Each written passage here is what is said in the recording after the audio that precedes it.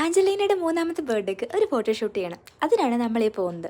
നമ്മുടെ മോഡൽ ഇവിടെ റെഡി ആയിട്ടിരിക്കുകയാണ്. പക്ഷേ അത്ര നല്ല മോഡലല്ല, ഉറക്കപ്പിച്ചിലാണ്. എൻ്റെ കയ്യിൽ കാണുന്ന ഈ സാധനം എന്താണെന്ന് ഞാനിപ്പോൾ പറയുന്നില്ല, അത് വേറെ സർപ്രൈസാണ്. അതൊക്കെ വഴിയേ പറയാവേ.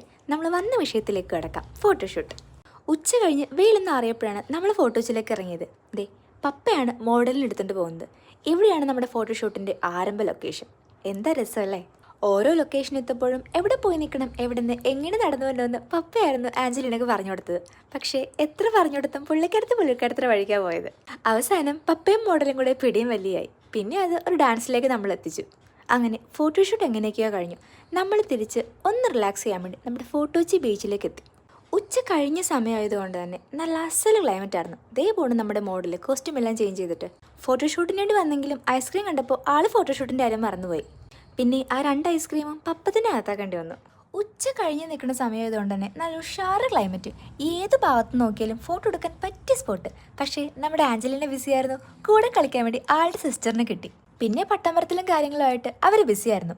കൂടെയുള്ളത് നമ്മുടെ കസിൻ ബ്രദറും ഫാമിലിയുമാണ്. ആഞ്ചലീനക്ക് ഫോട്ടോഷൂട്ട് നടത്തിയ ആ ഒരു വൈറ്റ് ഗൗൺ ഇവരാണ് ആഞ്ചലീനക്ക് ഡിസൈൻ ചെയ്ത് ഗിഫ്റ്റ് ചെയ്തത്.